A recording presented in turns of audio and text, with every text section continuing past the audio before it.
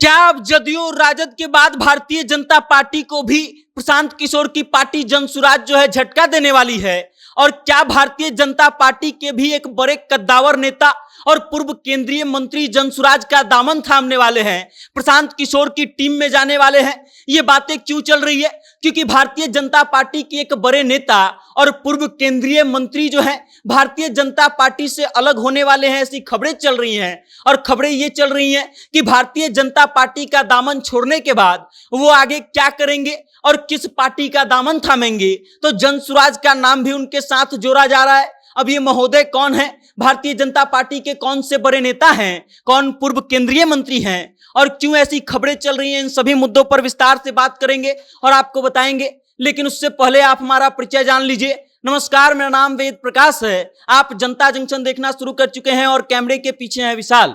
याद कीजिए 2024 का लोकसभा चुनाव, आरा से सांसद आरके सिंह जो पूर्व केंद्रीय मंत्री रह चुके हैं, भारतीय जनता पार्टी के टिकट से मैदान में उतरते हैं और चुनाव हार जाते हैं। उसके बाद आरके सिंह को लेकर के तमाम खबरें चलने लगती हैं कि आरके सिंह चुनाव क्यों हार गए, क्योंकि बड़े कद्दावर नेता थे, भारतीय जनता पार्टी के केंद्रीय मंत्री थे, काम उन्होंने बहुत अच्छा किया था।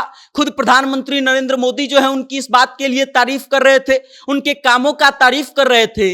लेकिन उसके बावजूद आरा के सांसद जो है आरके सिंह वो चुनाव हार जाते हैं। और जब इस बात की समीक्षा बैठक की जाती है कि आरा के सांसद चुनाव कैसे हार गए, तो पता चलता है कि आरा के कई ऐसे बूथ थे जहां से उनको 10 वोट भी नहीं मिला। और भारतीय जनता पार्टी बूथ स्तर तक के अध्यक्ष बनाती है जिनका काम होता है कि अपने प्रत्याशियों को ज्यादा से ज्यादा वोट दिलवाना। और इन सब चीजों से भारतीय जनता पार्टी के सांसद और पूर्व केंद्रीय मंत्री आरके सिंह नाराज हो जाते हैं और कहते हैं कि भारतीय जनता पार्टी का जो कैडर है वो काम नहीं किया, हमारे लिए वोट को तब्दील नहीं किया। और इन सब चीजों के पीछे कहानी चलती है। कहानी ये कि आरके सिंह का जो है लगाव कम था कार्यकर्ताओं के साथ, कार्यकर्ताओं से मिलना जुलना कम होता था और इस कारण से कार्यकर्ता खुद ही आरके सिंह के बहुत ज्यादा पक्ष में नहीं थे। अब आप इस बात को समझिए कि आरके सिंह केंद्रीय मंत्री रह चुके हैं, मोदी जी के नजरों में खूब अच्छा काम किए हैं, लोगों को भी उनका काम खूब पसंद आता था। उसके बावजूद भी